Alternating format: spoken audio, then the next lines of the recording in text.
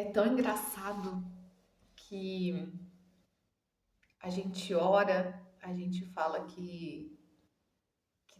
né, que quer fazer a vontade de Deus, que Ele pode cumprir na gente o querer dele, mas quando chega a nossa parte de obedecer, é tão difícil, né?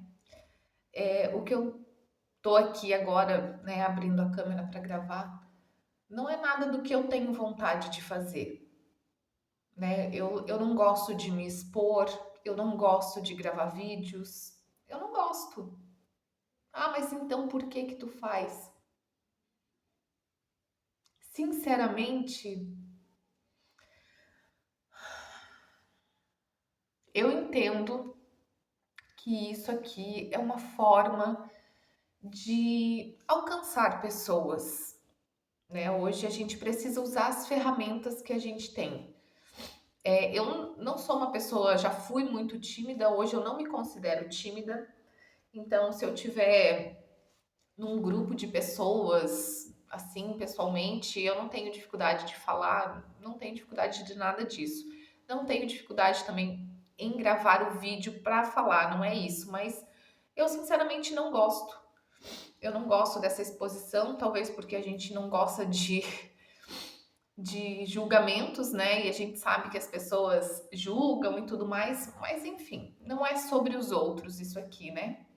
Então, a forma de gravar os vídeos é uma forma que, assim como já me ajudou muito, né? Vídeos através do YouTube, através de outras plataformas, eu entendo que isso também é uma forma de alimentar a nossa alma.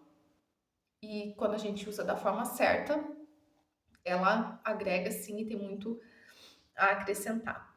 Mas hoje eu estava aqui pensando e justamente sobre isso de fazer uma oração, de entregar a vida para Jesus, de dizer, Senhor, eu quero viver a tua vontade, eu quero que as pessoas vejam a tua luz em mim, que o Senhor tem total liberdade sobre a minha vida, que o Senhor pode me usar como o Senhor quiser. Daí quando ele fala, então vai lá e fala tal coisa. Aí eu digo, não, eu não quero, né? Então, o nosso espírito ele testifica com o espírito de Deus e é a gente às vezes que não quer obedecer. Mas eu tô aqui para te falar que não importa onde você está hoje, ele te vê e ele te alcança. Há uns 20 anos atrás, eu estava completamente perdida nesse mundo. Assim, fazendo coisas de adolescente, coisas loucas, enfim, que não me orgulho de nada disso, mas que passei por essa fase.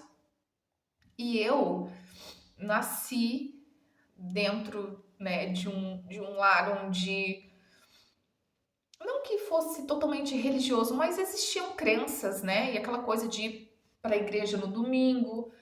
Eu nunca gostei, porque domingo era o dia que eu poderia dormir um pouco mais e tinha que acordar para ir para a igreja, então já era uma briga logo de manhã cedo contra a minha vontade, então eu ia sem vontade, mas fiz tudo lá que tinha que fazer, né?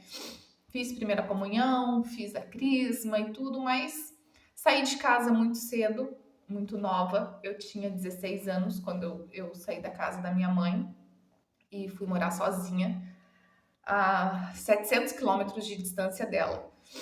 Então, nesse período, eu fiz muita coisa, né? Minha mãe sempre me prendeu muito, não deixava eu fazer muita coisa. E quando eu me senti que, sabe, um passarinho quando a gente solta da gaiola, que ele não sabe nem para onde vai?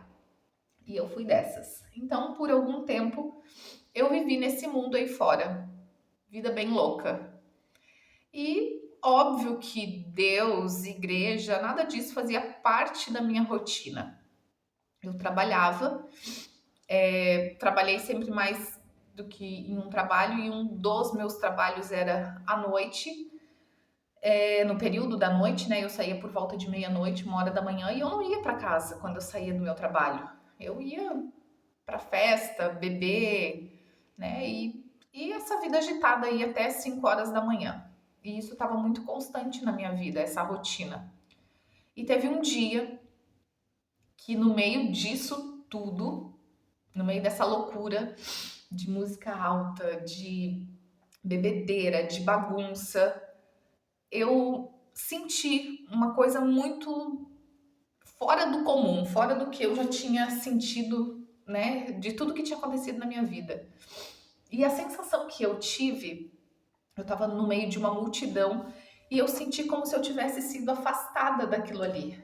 Não tem nos filmes, quando a gente vê que a gente sai daquele ambiente, que o som, aquele barulho todo fica baixo, parece que a gente está longe assim. E me veio uma sensação muito forte que disse assim: o que eu estou fazendo aqui? E eu achei aquilo estranho, né? Eu ter essa sensação, mas até não dei muita importância e fui para casa, mas continuei com essa vida, né?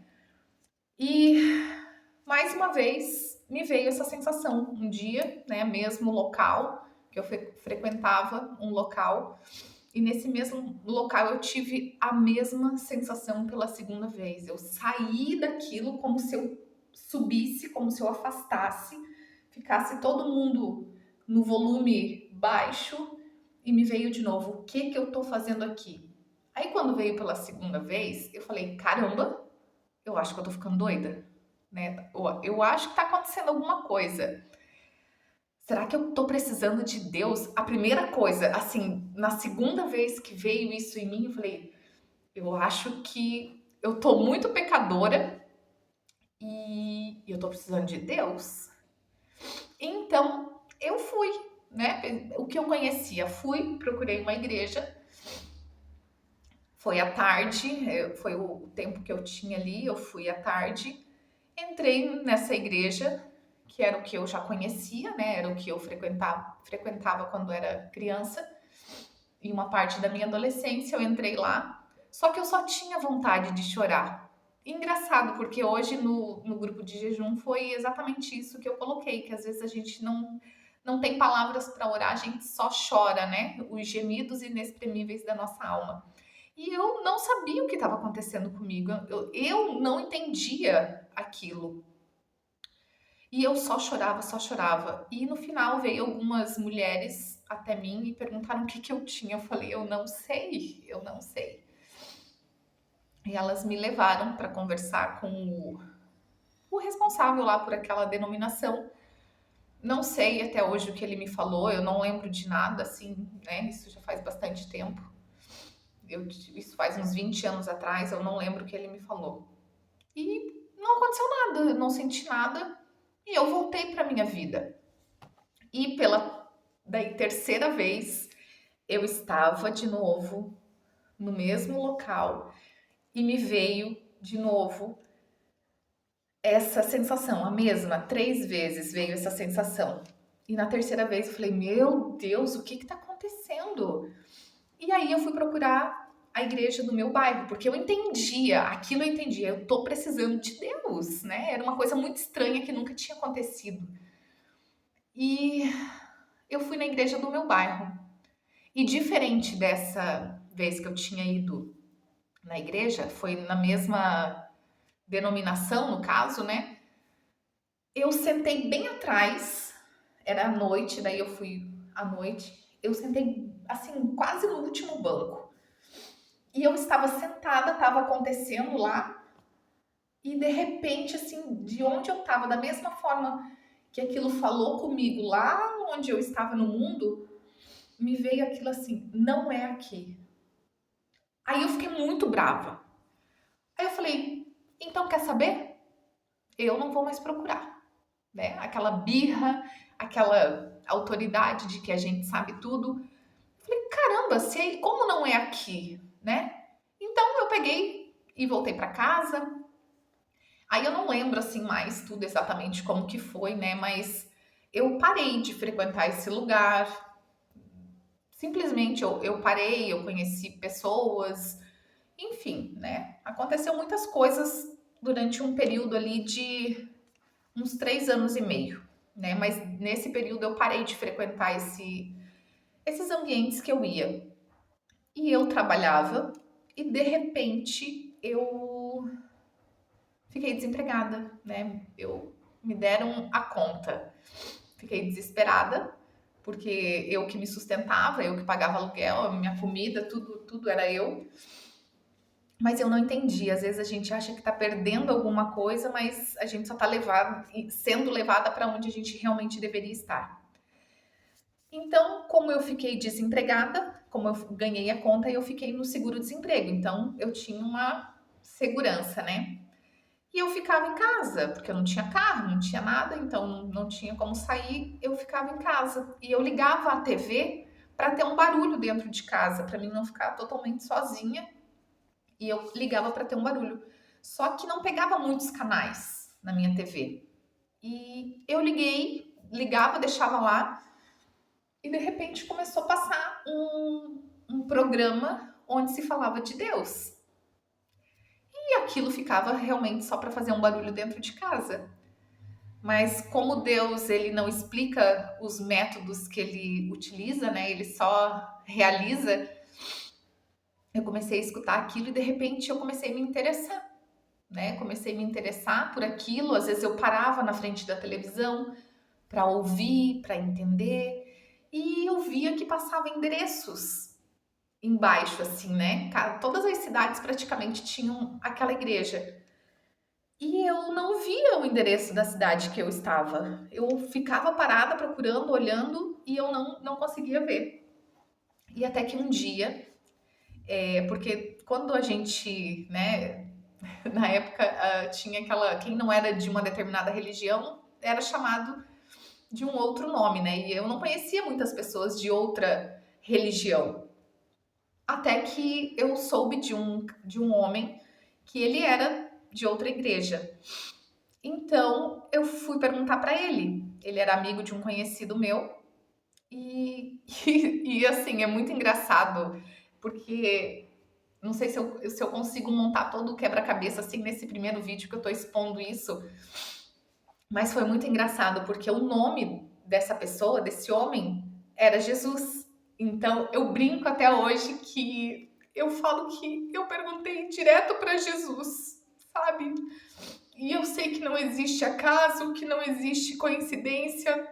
Eu sei que Deus já tinha preparado tudo.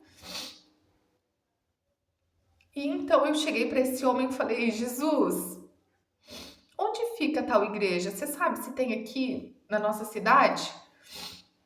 Aí ele falou: tem sim, é em tal lugar. E eu fui procurar.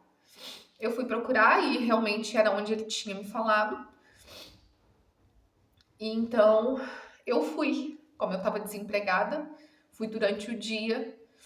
Diferente, né, das outras vezes, isso já tinha se passado bastante tempo depois desse episódio que tinha acontecido, de ter, né, frequentado os outros dois lugares e até chegar aquela voz que me disse que não era lá. Nessa época, o meu irmão, ele estava com uma questão de saúde, onde o diagnóstico era que ele teria que fazer uma operação, então eu estava ainda mais buscando por conta dele, né? Já tinha saído desse mundo louco lá fora, eu estava mais reservada, e então fui conhecer essa igreja que Jesus tinha me dito onde era.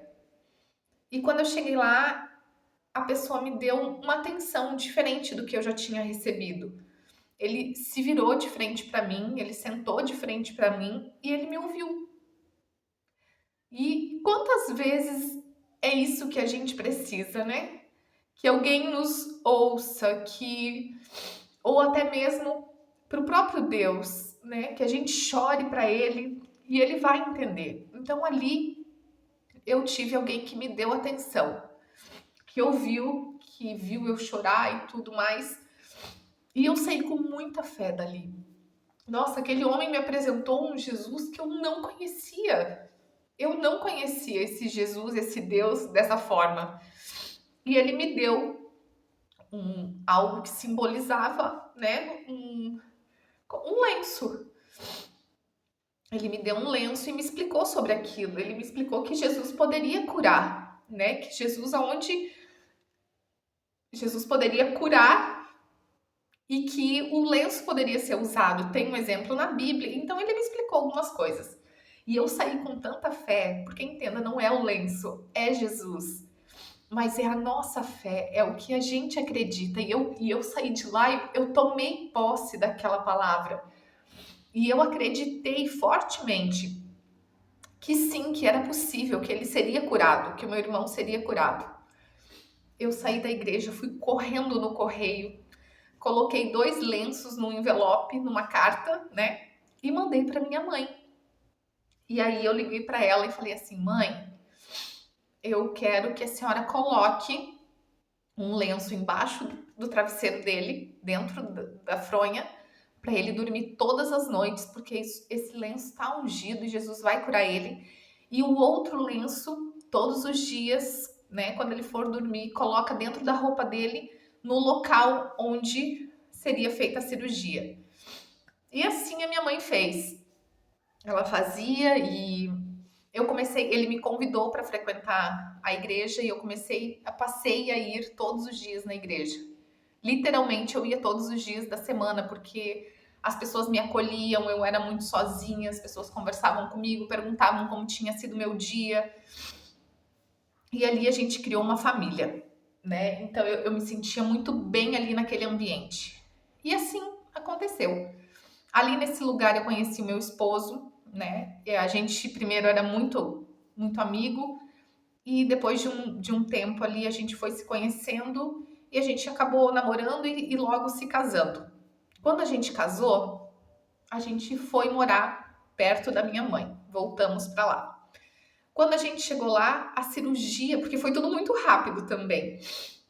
A cirurgia do meu irmão estava marcada. E inclusive eu e meu esposo levamos a minha mãe e o meu irmão para o hospital para eles internarem. E no outro dia de manhã seria a cirurgia.